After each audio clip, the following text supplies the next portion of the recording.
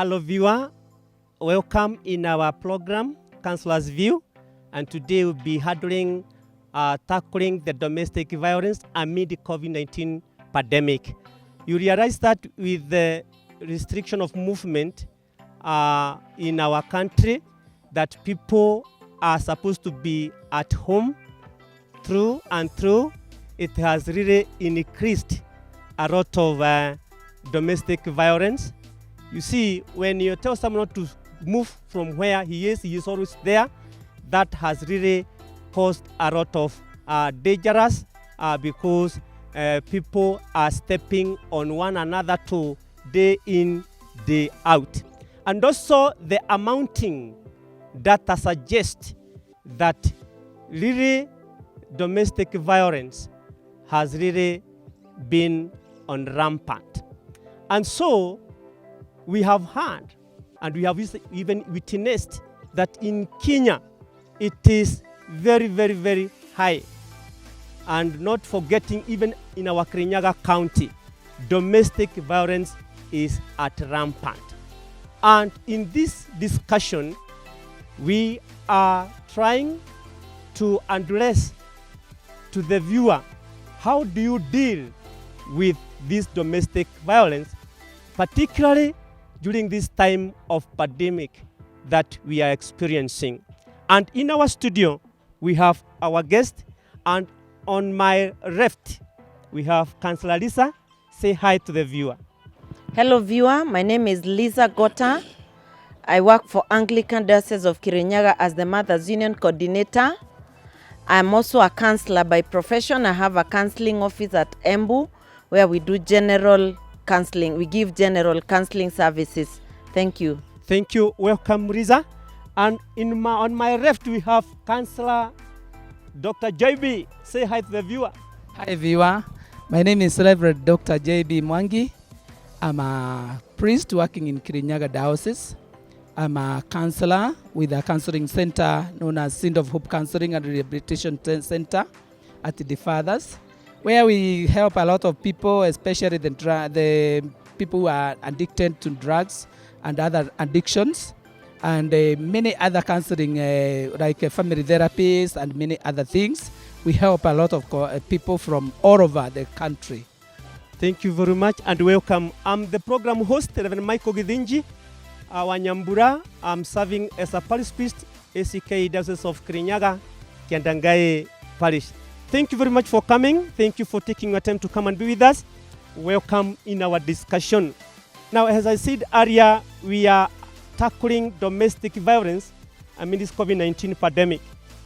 Counsellor Lisa, kindly, can you tell us what is this domestic violence? When we talk of domestic violence, what is it, this animal we are talking about, domestic violence? Thank you very much, Reverend Michael.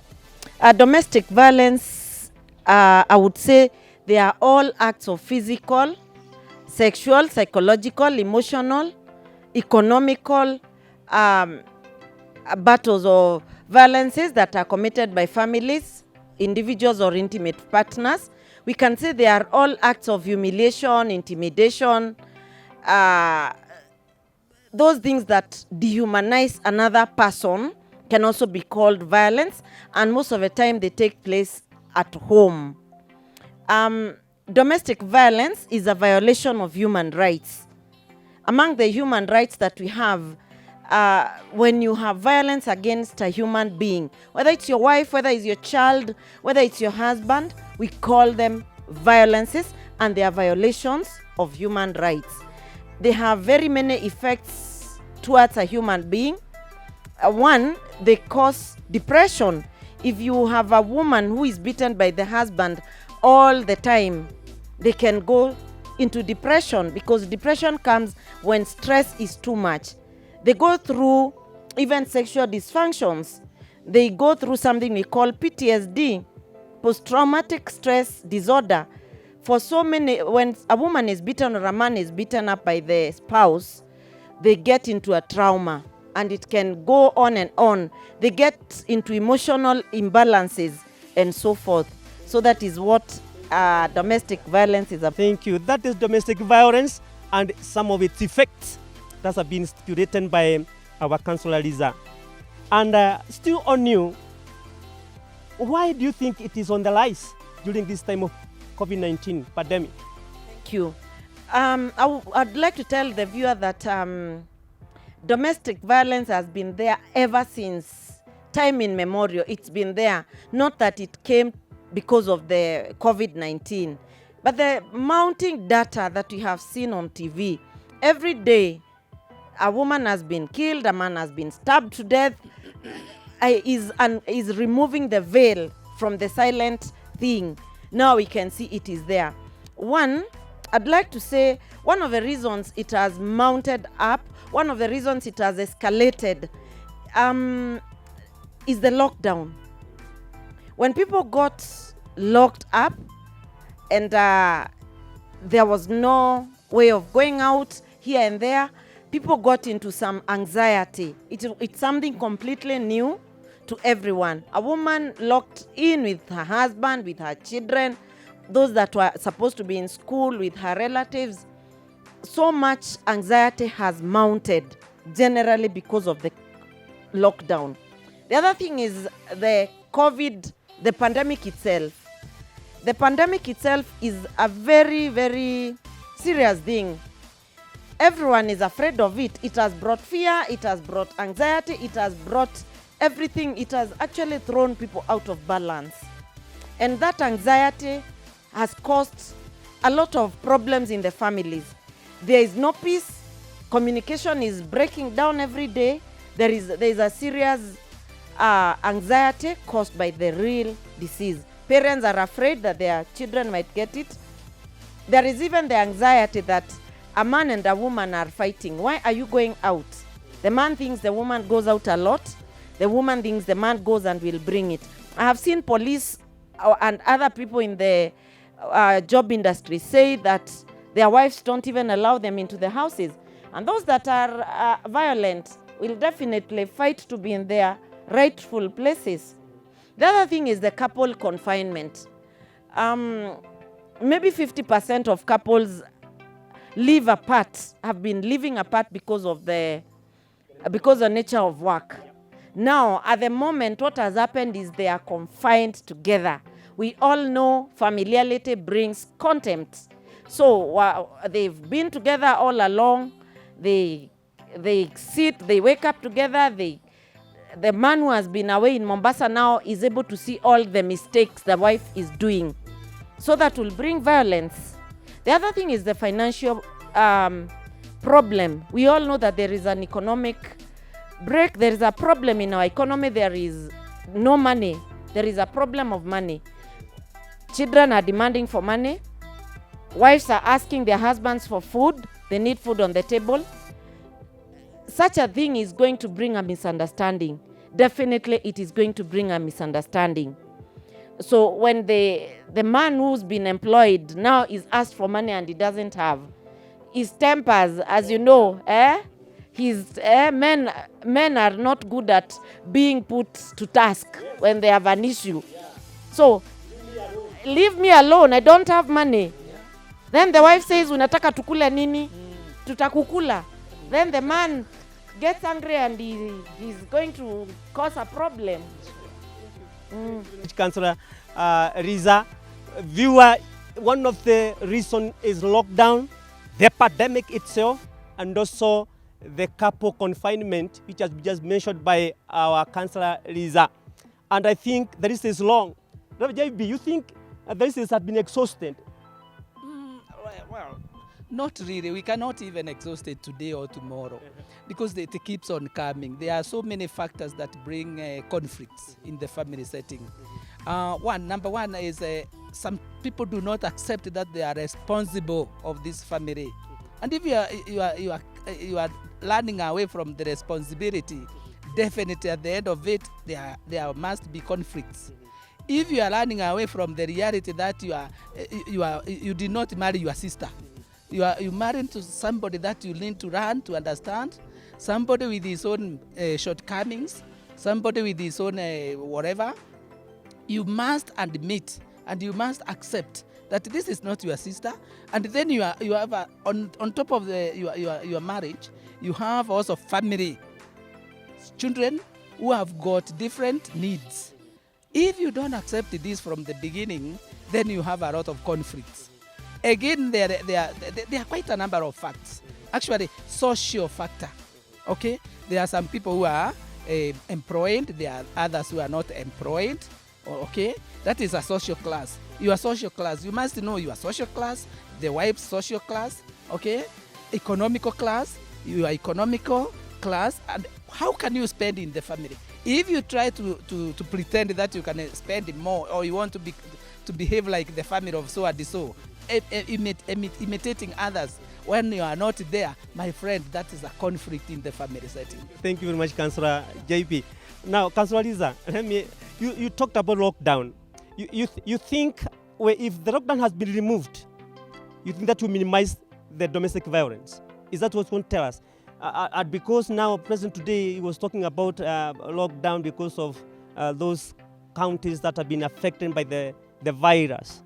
You think if it is removed, and I think it has been removed to some extent, if it is removed, do you think that will solve our problem of domestic violence? Thank you, Reverend Michael. I said at the beginning, domestic violence is as old as the world. So one, it will not just go, Sure. but it will alleviate. One, when the lockdown is removed, we are able to go to our places of worship. We are confined in the house. Children are around us demanding what we don't have. So when we go out there to the church, our tensions will be lower. I feel if the lockdown is removed, it will alleviate, not remove it completely. People will be able to go to work, so there won't be a lot of financial problems. The couples will be able to have a reprieve, some little freedom. Men do not like being confined in one place. Those who used to drink beer are having a terrible problem. They'll be able to go out there to their friends and come back feeling better. The children will go out and play, and there will be a little more money in the pocket. Yeah, so... Thank you very much, Councillor Liza. So it is not removing actually, but alleviating it. Thank you very much. But JB, now, what some of the signs of domestic violence? Because we need to know so that we can be on our marks. There are many signs. Michael. Actually, if you see a couple that was living together very, very comfortably, walking together and all this, and then you start seeing some signs of separation, when you don't want even to introduce your wife, you don't want to introduce your husband. Those are some of the very, very early signs. Something is eating this family. Other signs is when a husband used to come very early in the evening to chat with the children, and you find that he is coming very late. These are some signs that are telling you kuna kitu inaendelea hapa. When the couple used to share problems, and now you are trying to share problems with a person who is not even listening, it is telling you there is a problem here. In fact, we know, because families differ very much, couples differ very much, but actually the signs are seen.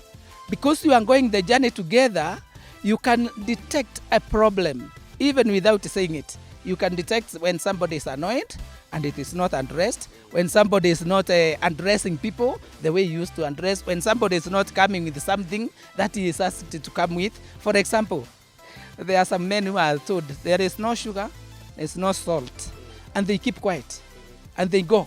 Yeah. When they come in the evening, they did not come with the sugar or salt. And you ask somebody, did you come with the sugar? And he keeps quiet. I did not hear you asking for that. Then believe it, there must be something, an unrest. Thank you. You see? Thank you very much, Councillor JB. You will continue with those signs because they are very significant in our lives. Viewer, we have to break for a while. We'll be here in a short while. Again, this is Counsellors View. I'm the program host, Reverend Michael Gidinji, also the vicar of ACK Diocese of Kirinyaga, Kandangai Parish. Let us meet in our second discussion in a short while.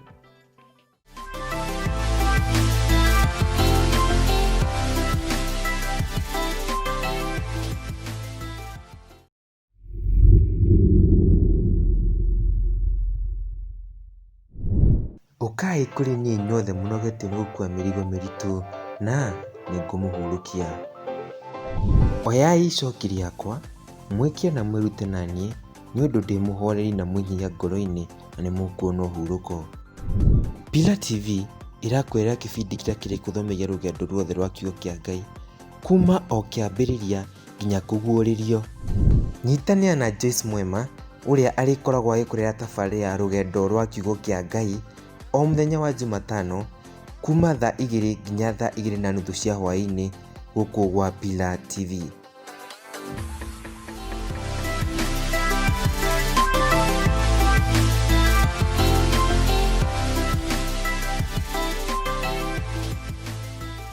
Welcome once again in our program, Counsellors View, discussing about tackling domestic violence amid the COVID-19 pandemic. Now, before we went for break, we were discussing about what is this domestic violence and why there is that great rise of domestic violence, and also some signs of domestic violence.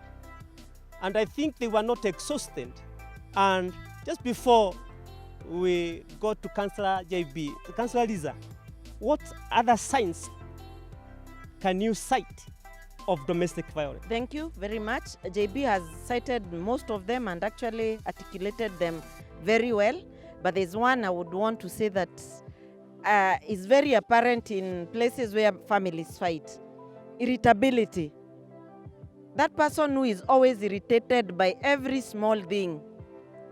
Baba so and so, hakuna sukari, msinisumbue. Mama so and so, iko wapi maji? Ulilipa maji, you know?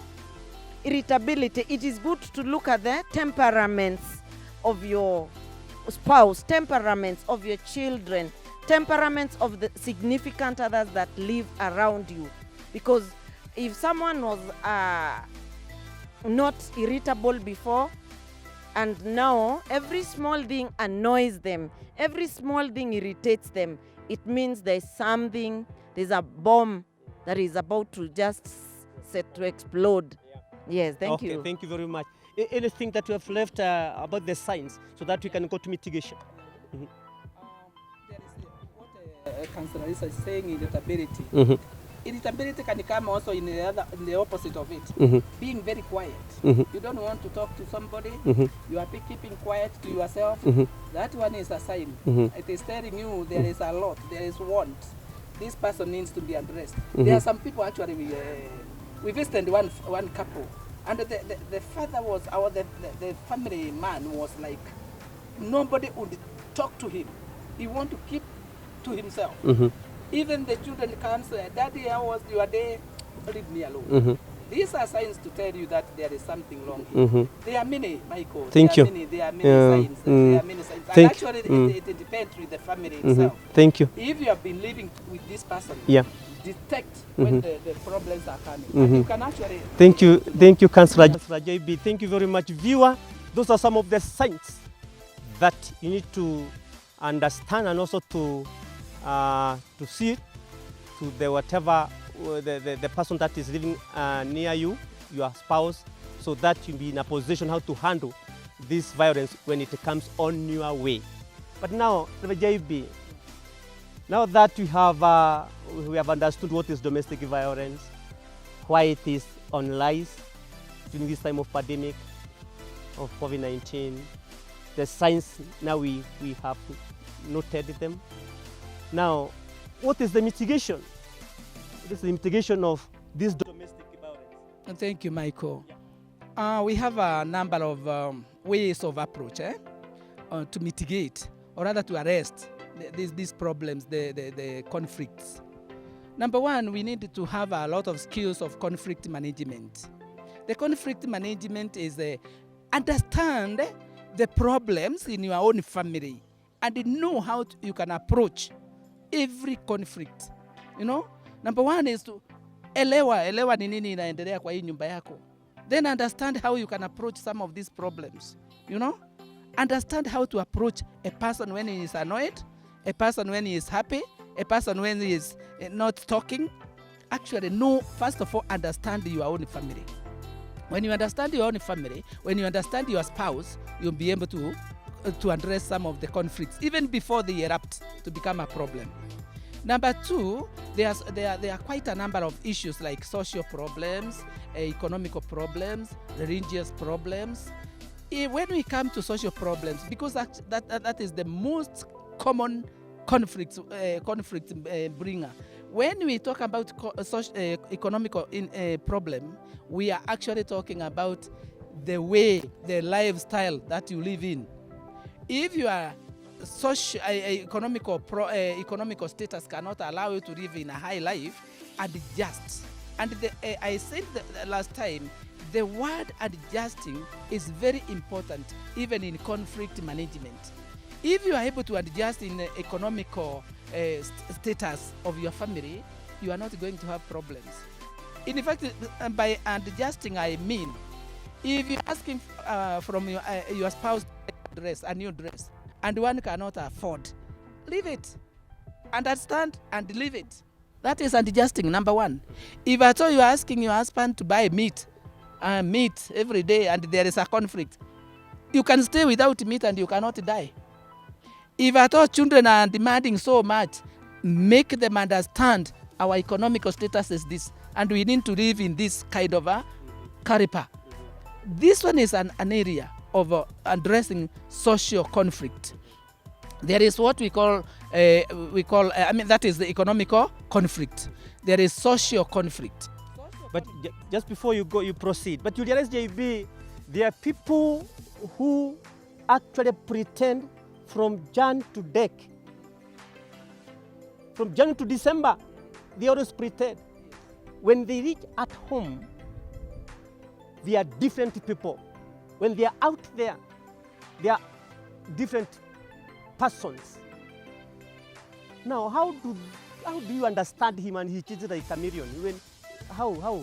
Now, these pretenders, in fact, pretenders are worse than murderers. We are told many times like that. And when you are living with a pretender, you are living with a time bomb. Because when this person will not pretend and become himself, then you don't know what character you will see in him. Otherwise, in a family setting, when you have a family setting, we don't need pretending. In fact, it is good to tell the truth. This is what I am, this is who I am, and this is what I want, and this is what I don't want. Let you understand the other person very clearly. I said before, you are not marrying your sister. And this person have got a lot of weaknesses, a lot of strengths, a lot of opportunities in this person. And if you don't approach this person well, you will never know the opportunities that person have. If you only see weaknesses in your spouse or in your children, you don't see even a single minute to address the strength of this person, you will have a lot of conflicts. And so when you are talking about pretenders, pretenders are going to be like every day I can be able to come with a bread, I can come with a meat, and even if you steal, my friend, that is cheating yourself, and you are going to end up with a lot of problems in the family. So there are so many areas that needs to be addressed and needs to be adjusted. In family conflicts, it is adjustment. Number one, dialogue. Can you talk and then say things in black and white before they start becoming a problem? Can you dialogue and then know how to resolve some of the problems before they end up becoming a problem? Can you sit down with your children, make them understand your riches, your poorness, your whatever, your abilities, your disabilities, and actually they will be very happy when they are saying, okay, Daddy, you said you cannot buy clothes this time, let us wait for next year. In fact, dialogue is the key to conflict management. Because when you talk and you talk your problem without pretending, without actually becoming holier than thou, I am telling you, Michael, we will not have a lot of problems. Number two, we need to also call for help. Whereby you think that there is a real problem that you cannot understand. We have Counsellor Lisa, we have other counselors. Call a counselor to your family, and you are going to be helped by these counselors. If you see children are becoming a problem, call for help. We need actually not to swallow our pride and ask for help where you need to be helped. And if this one comes, I am telling you, call for a priest to pray for your family. Yes. And actually, when we bring in the spiritual welfare, with the spiritual factor in our family, I am telling you, we are going to address a lot of problems. Because actually, we need to put God as we trust in God. God is the provider. And give your wife a lot of hope. If at all we don't have this today, tomorrow it is hope. If at all we don't have this today. Thank you very much, Councillor JB. Councillor Lisa, we are talking about mitigation, because that is the core business of this topic. If you don't have mitigation, then you have no business of this topic. Do you think you can add up to the list? Thank you. The list is long. JB has tackled most of the parts. What I can add is, in domestic violence, both or the participants or the people involved should learn to read the signs of times. Don't just sit there and think someone will tell you your husband is going to beat you, your wife is going to hit you with hot water. Teach yourself to learn to read the signs of times. Because you said there is pretense. You said people come, they are quiet. Some women, some men don't learn the signs of times. They just think the wife is quiet like that. Yet he's boiling water to come and find you there in the sitting room. And you're just seated there waiting for the water to land on you. The wife thinks the husband is retorting because it's the normal thing. Every person, the viewer out there, if your husband or wife is violent, learn to read the signs of times so that you can learn the interventions.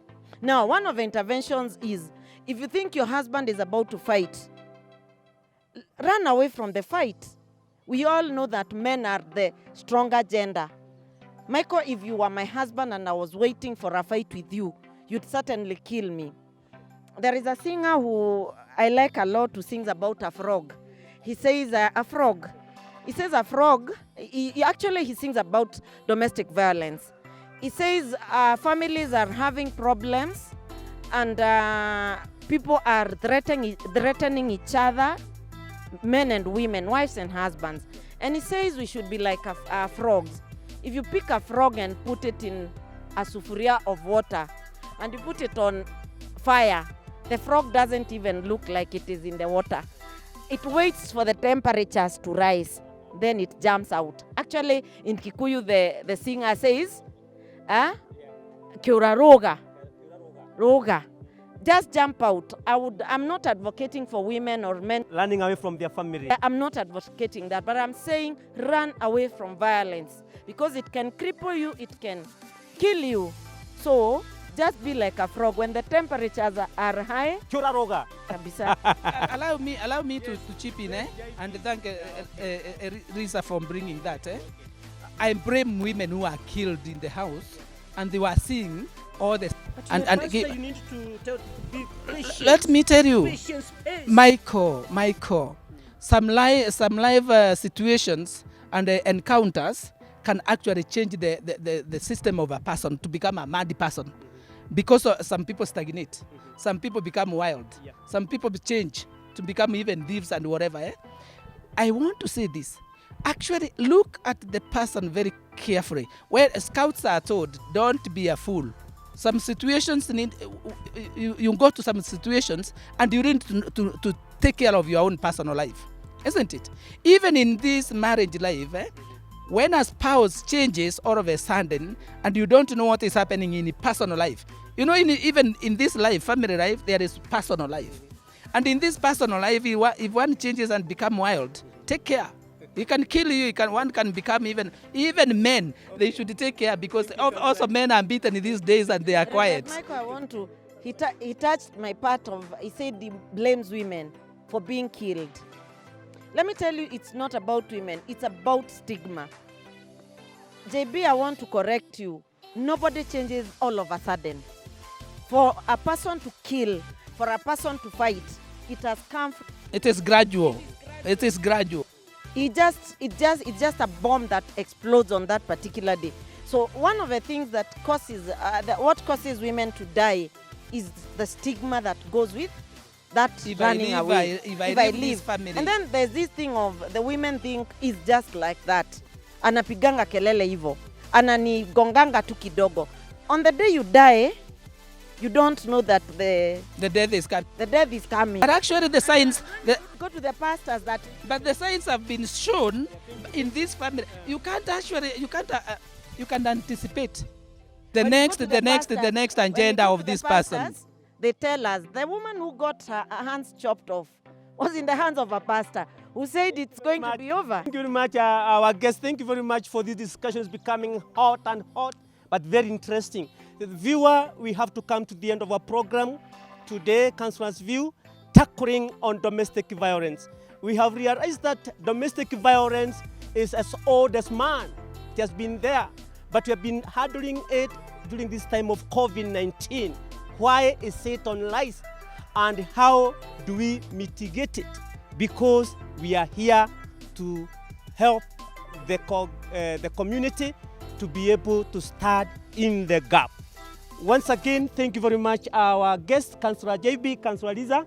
Thank you for your giving us your time to come and be with us.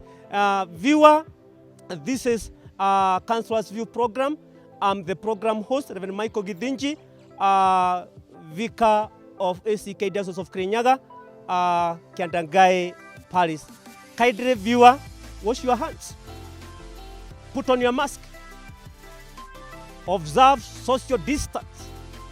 And above all, if you have nowhere to go, please stay at home. Stay safe. Until next time, bye.